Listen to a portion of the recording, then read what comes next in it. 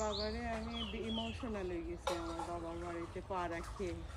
কত স্মৃতি যে মনে পড়তেছে, কত স্মৃতি।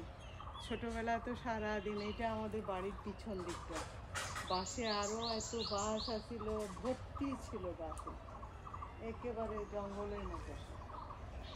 আর তো তোমার দাদা সব সময় আমাদেরকে কামড় দিয়ে রাখতো, যদি আমরা গাছে উঠে যাই, যদি আমরা পুকুরে নেমে যাই, সারাদিন কাজ ছিল আমাদেরকে দেখে রাখা।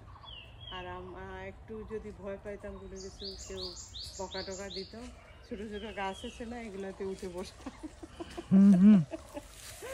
অনেক সময় গাছের ডালে বসে পড়ালেখা করতাম।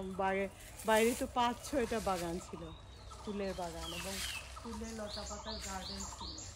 সেই গার্ডেনগুলো পার হয়ে আসতে হতো। এখন তো এগুলো নাই, কে করবে? আব্বা তো নিজে টেক কেয়ার করতো। হ্যাঁ, তো এইগুলা এখন আমি ইমোশনাল হয়ে যাই, যে কি এসে থাকতেও পারি না। মনে হয় প্রত্যেকটা ইঞ্চিতে পাড়া রাখি, পাড়া দে, প্রত্যেকটা ইঞ্চিতে মনে হয় যেন পা দে, শান্তি লাগবে। এই যে বড়ই গাছটা, এটা একটু তুলো, এই বড়ই গাছের কত বড় পাতা, আল্লাহ। ভিডিও চলে।